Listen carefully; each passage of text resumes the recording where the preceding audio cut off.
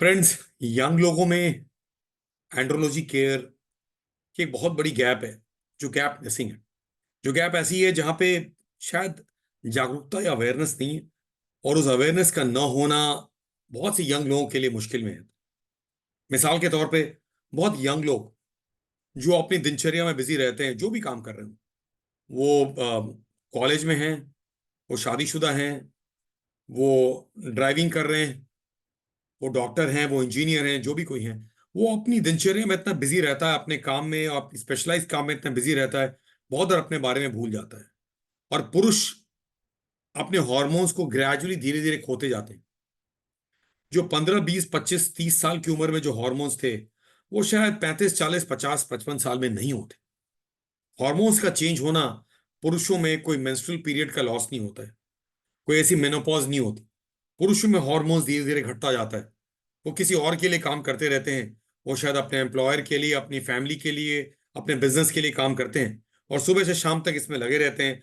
थक के चूर हो जाते हैं, रात को घर में जाके सोते हैं, और जब घर पहुंचते हैं तो उनकी वो पुरुषत्व की वो कैपेबिलिटी नहीं रहती। या तो थकान, या हार्मोन की प्रोग्रेसिव चेंज उनको पता भी नहीं चलता। और शनै शनै धीरे धीरे देखा जाता है कि इरेक्टाइल फंक्शन घटती जाती है। तो इरेक्शंस का खुल के उस तरह का नहीं हो पाना, जैसा उस जमाने में था जब इरेक्शंस बहुत हार्ड होते थे, जब वो पुरुष अपने आप को केपेबल पाते थे। आज वो अपने आप को नहीं पाते, मतलब कुछ ना कुछ अवश्य मिस कर रहे हैं।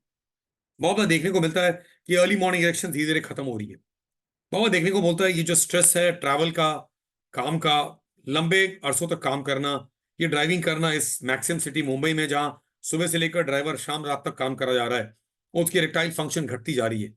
अब उसकी बाकी भी फंक्शंस शायद स्टेबल हो, लेकिन इरेक्टाइल फंक्शन तो तब पता चलता है जब वो एक थका हारा इंसान है, या जब वो छुट्टी पे रहता है और अपने आप को केपेबल नहीं पाता है। तो इरेक्शन की फंक्शन पुरुषों में धीरे धीरे घटती जाती है। वो धीरे धीरे घटना बहुत बार पता नहीं चलता, बिकॉज हम धीरे धीरे अपनी सेक्सुअल एक्टिविटी घटाते जाते हैं, और एक बार जब ये एक्टिविटी इतनी घट जाती है, तब उसे इरेक्टाइल डिस्फंक्शन का नाम दे करके हम गूगल में खोदना शुरू करते हैं। और तो कोई अलग अलग तरह की व्याख्याएं आती है, अलग तरह की सेंटेंसेस देखने को मिलती हैं, और फिर हम ऑनलाइन दवाइयों और ट्रीटमेंट की काम शुरू कर देते हैं।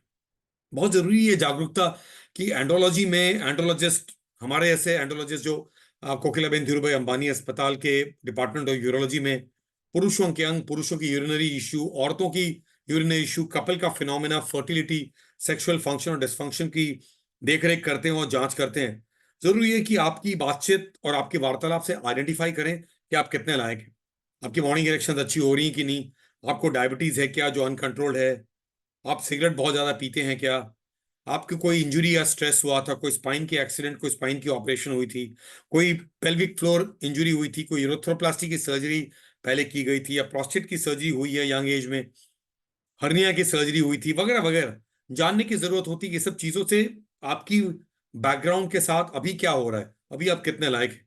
तो सेक्सुअल फंक्शन प्रोग्रेसिवली चेंज होता है, जिससे हम सेक्सुअल डिस्फंक्शन, इरेक्टाइल डिस्फंक्शन कहते हैं। इसकी ट्रीटमेंट अवेलेबल है।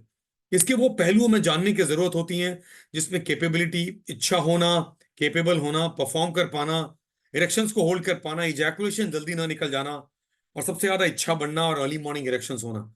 ये पूरी जो सर्किट है, ये सर्किट धीरे धीरे लोगों में बदल रही होती है, और बहुत बार ये सर्किट हम मिस कर जाते हैं। तो इरेक्शन की फंक्शन उम्र के साथ साथ घटेगी, हमें उसे सेफगार्ड करने की जरूरत होती है। Practice makes a man perfect. अगर हम प्रैक्टिस नहीं कर रहे हैं तो हमारी परफेक्शन उतनी नहीं होती, हमारी कॉन्फिडेंस उतनी ग्रेट नहीं होती है। और बहुत से लोग जो छुट्टियों में महीने भर के लिए अपने दंपति जीवन में वापस जाते हैं, देखते हैं कि वो घबराहट रहती है कि हम जब जाएंगे तो हम कितने लायक हों, कितने रेलेवेंट हों, हम केपेबल हैं कि नहीं हैं। और बहुत बार इस चीज़ों को हम दवाइयों से रिवर्स करने की कोशिश करते हैं, बहुत बार आपको जागरूक करते हैं।